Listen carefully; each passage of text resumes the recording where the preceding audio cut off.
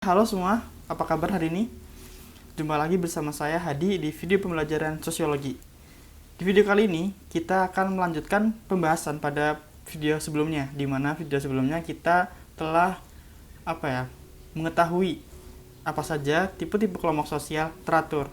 Nah, di sini, di video kali ini kita akan mengetahui apa saja tipe-tipe kelompok sosial yang digolongkan atau diklasifikasikan sebagai kelompok sosial tidak teratur. Oke, begitu teman-teman, kita langsung saja mulai pembelajarannya. Yakni yang pertama adalah kerumunan. Kerumunan menurut Surjono Sukanto, yakni salah satu sosiolog gitu ya, asal Indonesia, dia menyebutkan bahwa kerumunan bisa diartikan sebagai ukuran utama adanya kerumunan adalah kehadiran orang-orang secara fisik. Ya, jadi kerumunan ini gambarannya adalah kumpulan individu di dalam suatu tempat di mana mereka tidak menjalin interaksi secara secara terorganisir gitu. Jadi bisa aja cuma hanya mengumpul dalam satu tempat tanpa interaksi, tapi juga bisa dengan interaksi. Namun interaksinya yakni mengalir begitu saja, begitu teman-teman. Tidak direncanakan dan lain sebagainya.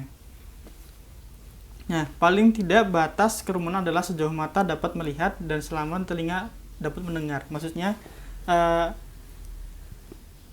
kerumunan ini disebutkan oleh Surjono Sukanto bahwa ciri-ciri utamanya adalah kehadiran orang-orang gitu. Dan kalau teman-teman amati di kehidupan sosial bahwa ciri-ciri yang menonjol dari kerumunan ini adalah banyaknya orang yang menggerombol atau mengerumuni sesuatu. Nah, itu kan secara fisik bisa kita lihat dan interaksi atau mereka saling berbicara dan lain sebagainya bisa kita dengar.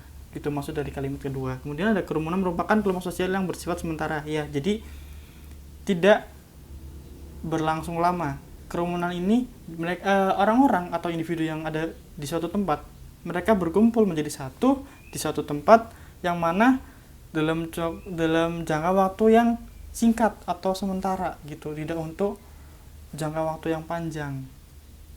Di sini misalnya di dalam contoh ada antrian di bandara atau para pembeli di pasar, dimana ya kita tahu antrian di bandara juga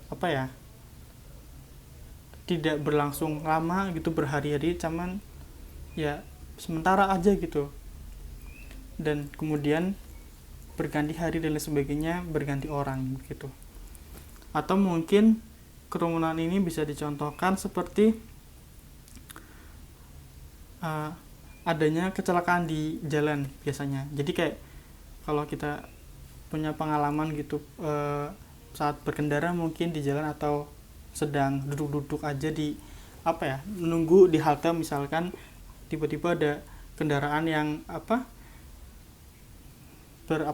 bertabrakan begitu, terjadi kecelakaan. Sebenarnya biasanya kan ada orang yang menolong, ada yang ngangkat orangnya, ada yang ngangkat kendaraannya, atau juga ada yang memfoto kejadiannya dan lain sebagainya begitu, ada yang telepon ambulan dan sebagainya. Nah, orang-orang tersebut adalah bentuk contoh dari kerumunan, di mana mereka itu berkumpul, mereka mendatangi suatu tempat, satu ruang di mana mereka tidak saling berinteraksi secara terorganisir, dan di antara mereka sifatnya lebih refleks gitu loh, spontan, dan hubungan dari mereka tidak saling mengenal dan cenderung mereka tidak berlangsung lama, yakni hanya sementara saja begitu. Nah, di sini ada pengertiannya, kerumunan adalah sekelompok kelompok yang tidak terorganisir, yang dikarenakan adanya interaksi yang bersifat spontan dan tidak terduga, seperti tadi tidak direncanakan dan lain sebagainya gitu. Nah, kemudian ada ciri-ciri kerumunan. Jadi di kehidupan sosial bahwa sekalipun ada sekumpulan individu atau orang yang tidak terorganisir, tidak saling mengenal sebagainya, seperti saya contohkan tadi bahwa ada fenomena kecelakaan dan lain sebagainya, begitu, tidak semerta-merta bakal dikatakan bahwa ini sebuah kerumunan, begitu, melainkan terdapat ciri-ciri atau karakteristik dari kerumunan. Nah, ini yang pertama adalah kumpulan orang yang terorganisir, tidak saling mengenal, karena interaksi yang terjalin dari mereka atau interaksi yang terjalin di antara mereka, ya begitu ya, tidak begitu intens dan cenderung terjadi secara spontan, tidak tanpa direncanakan atau terorganisir begitu rapi, begitu mapan, begitu. Jadi spontan saja, begitu, kayak misalkan tadi yang saya contohkan seperti kerumunan saat terjadinya kecelakaan di jalan. Itu kan interaksinya kan hanya sebatas untuk suatu tujuan, yakni untuk menolong si korban itu ya, tidak yang lain-lain, dan sifatnya itu spontan karena nggak mungkin gitu kecelakaan direncanakan, jadi spontan, begitu. Jadi ya terjadi dengan begitu saja dan tanpa direncanakan. Begitu juga interaksi yang terjalin dari orang-orang yang hendak menolong pihak yang mengalami kecelakaan tersebut. Jadi hubungan dari mereka tidak saling mengenal, begitu. Kemudian hanya berkumpul secara fisik.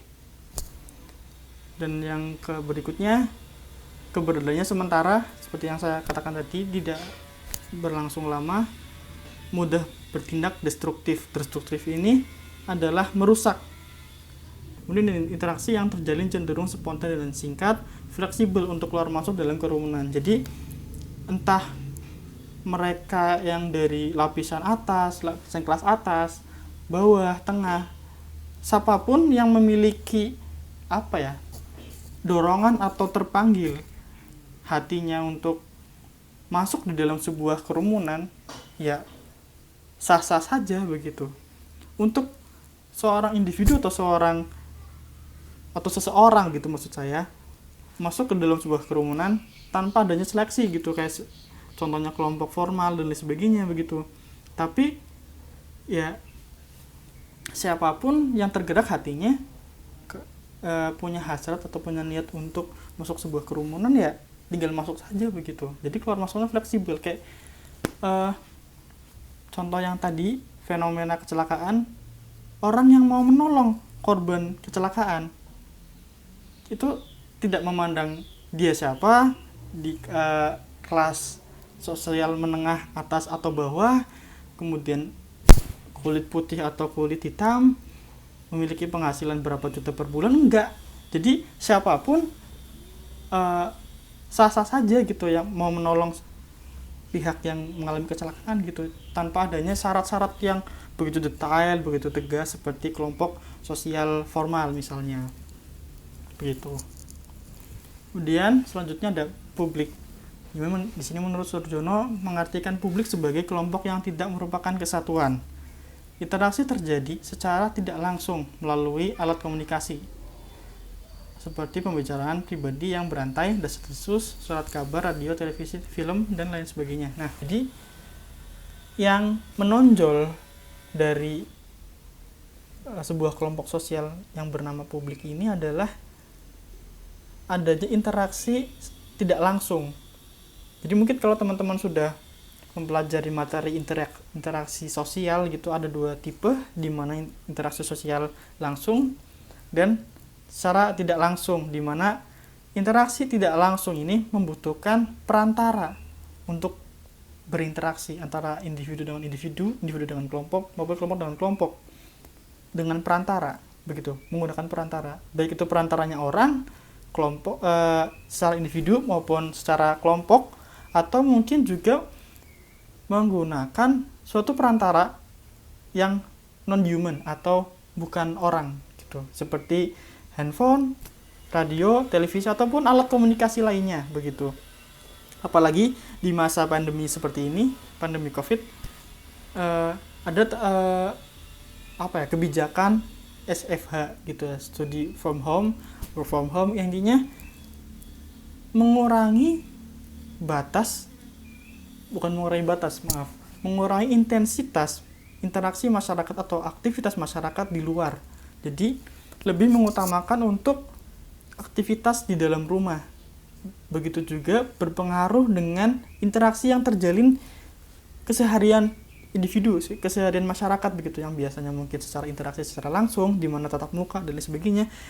Masyarakat pada saat ini harus mau tidak mau menyesuaikan zaman gitu, menyesuaikan kondisi saat ini di mana pandemi Covid sulit untuk deteksi gitu ya siapa itu, karena ada OTG dan lain sebagainya begitu. Ada yang orang sebenarnya penderita virus tapi ia tidak terlihat gitu karena tidak memiliki gejala dan sebagainya. Jadi pandemi ini sulit untuk dideteksi sampai akhirnya muncul beberapa kebijakan yakni kayak SFH dan WFH yang berpengaruh pada cara atau model berinteraksi masyarakat, di mana pada saat ini masyarakat cenderung lebih banyak berinteraksi secara tidak langsung begitu, menggunakan alat perantara yakni handphone, di mana handphone atau teknologi pada saat ini sudah mulai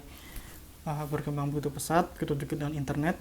Kita masuk ke revolusi industri 4.0 dan menuju revolusi industri 5.0, di mana ya interaksi dan internet dan teknologi perkembangannya begitu pesat. Nah, di sini publik ini digambarkan seperti itu, bahwa terdapat perantara dalam interaksinya. Misalkan kalau teman-teman main Twitter atau Instagram atau media sosial lainnya lah, nah itu kan salah satu bentuk dari interaksi secara tidak langsung melalui perantara begitu. Alat penghubung semacam ini lebih memungkinkan suatu publik mempunyai pengikut yang lebih luas dan lebih besar. Nah, makanya kita kenal dengan istilah influencer, di mana yang sering kita lihat di Instagram mesti mereka memiliki follower yang banyak dan sebagainya. Nah, itu salah satu bentuk publik.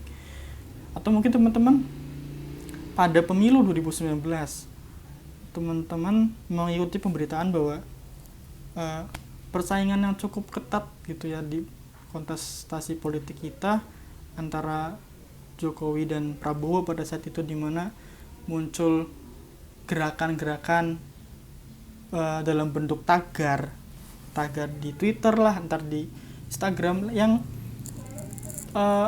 mereka saling berargumentasi, saling beropini satu sama lain, yang mana orang-orang yang terlibat di dalam interaksi tersebut di sini dikatakan sebagai suatu kelompok sosial publik atau terklasifikasi menjadi kelompok sosial tidak teratur begitu. Nah, di sini akan tetapi karena jumlahnya sangat besar, tak ada pusat perhatian yang tajam sehingga kesatuan juga tidak ada gitu. Jadi kenapa publik ini disebut kelompok yang tidak merupakan kesatuan, ya karena intensitas interaksinya tidak begitu mengena karena sifatnya tidak langsung, terlebih yaitu karena mereka model interaksinya menggunakan perantara begitu kan, dan mencakup ruang lingkup yang luas begitu.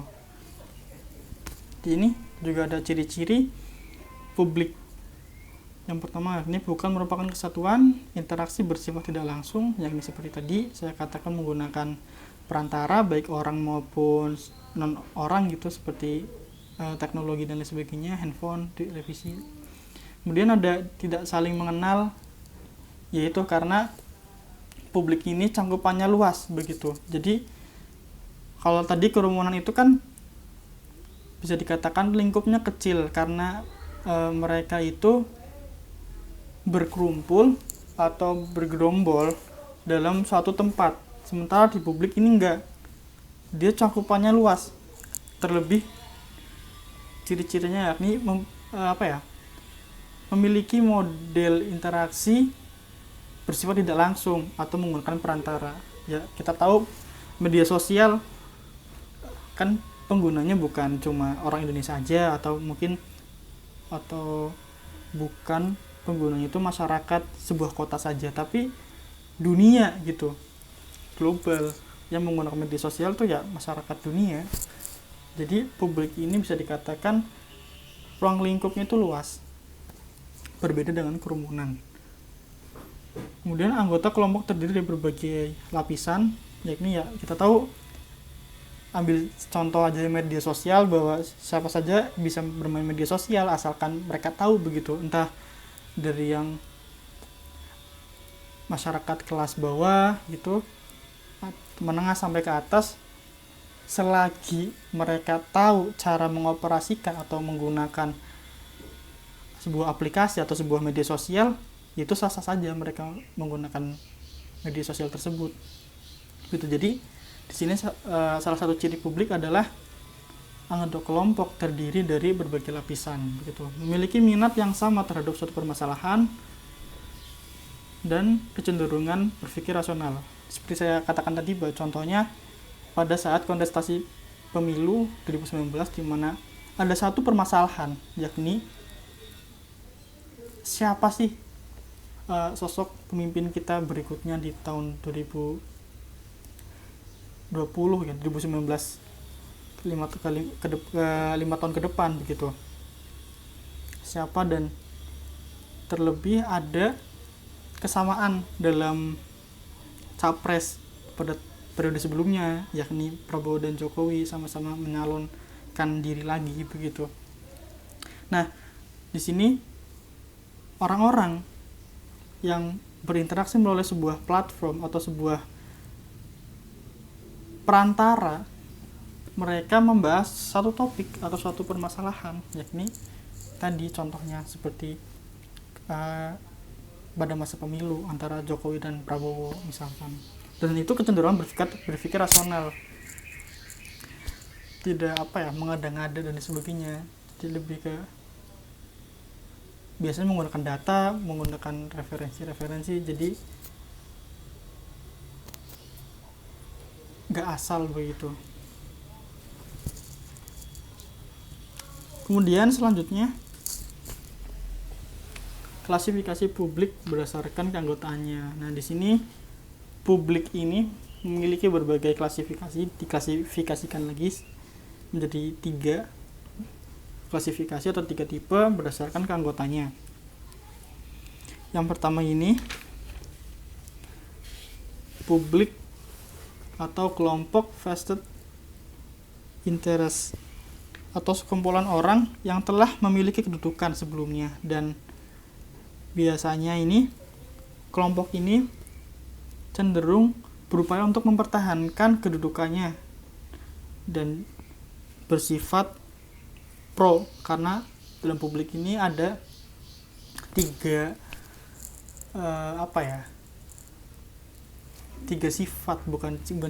klasifikasi berdasarkan anggota, yakni pro, kontra, dan pasif. Nah, di sini kelompok vested interest itu masuk ke dalam kelompok pro, di mana mereka yang termasuk dalam kelompok tersebut memiliki kedudukan dan cenderung mempertahankan kedudukannya itu.